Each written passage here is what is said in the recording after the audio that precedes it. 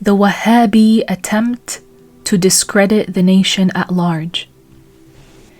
A Wahhabiyy may put up a defense in this area, proving that the nation as a whole will always be guided necessitates that any small group who disagrees with the majority of the nation is misguided. Therefore, for a Wahhabiyy, it is imperative to discredit this notion, since he does not and cannot deny that they are a small, outnumbered group.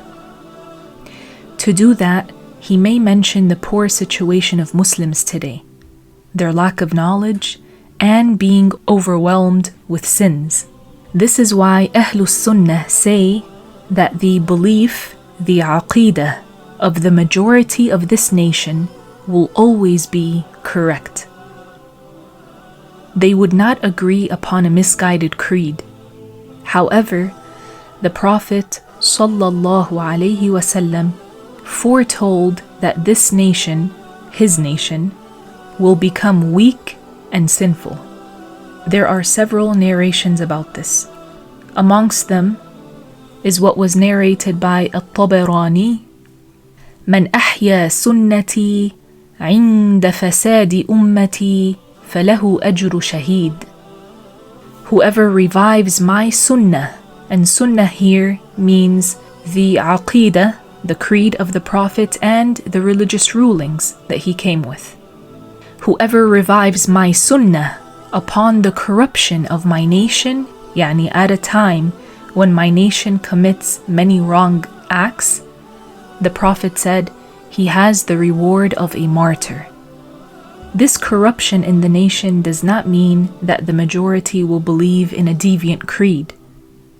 Similar is the hadith narrated by Muslim: وَإِنَّ أُمَّتَكُمْ هَذِهِ جُعِلَتْ عَافِيَتُهَا فِي أَوَّلِهَا وَسَيُصِيبُ آخِرَهَا بَلَاءٌ وَأُمُورٌ تُنْكِرُونَهَا.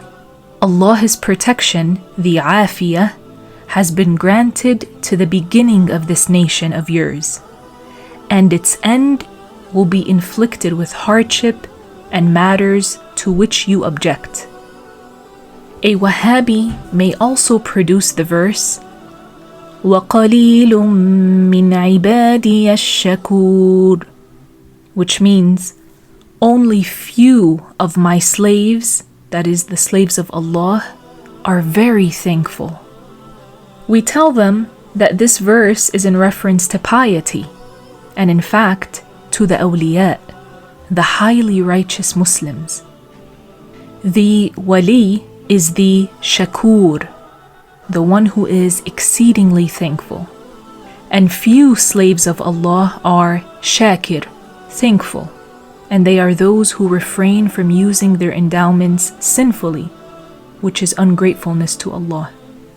And even fewer of the slaves of Allah are shakur, and these are the awliya. There are other narrations about this issue, so know that they may produce several references. The hadiths already mentioned are enough to prove them wrong, along with the fact that they believe differently than the trustworthy, powerful angel Jibreel alayhi salam, who said to the Prophet, وَلَوْ أَخَذْتَ الْخَمْرِ لَغَوَتْ أُمَّتُكَ. Had you taken the wine, O Muhammad, had you chosen the wine, your nation would have gone astray. Since the Prophet did not choose the wine on the night when he went up to the skies, alayhi salatu wassalam, then his nation will not go astray. The Wahhabiyys took the name of Ahlu-s-Sunnah for themselves. But if they are a minority, only a few million strong, how can they still claim the name? It is easy if one merely distorts the meaning of jama'ah, to fool others and to consider the millions upon millions upon millions of Muslims as misguided.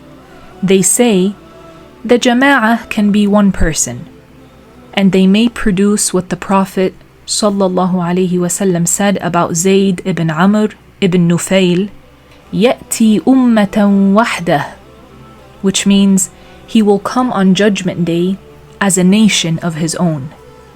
However, this man died before the Prophet received revelation, and the Prophet said this about him because he had reached the correct belief in Allah without the message of a prophet. This does not prove that the general nation will go astray, and we seek the protection of Allah Ta'ala from such dishonesty and unsound inference, and Allah knows best.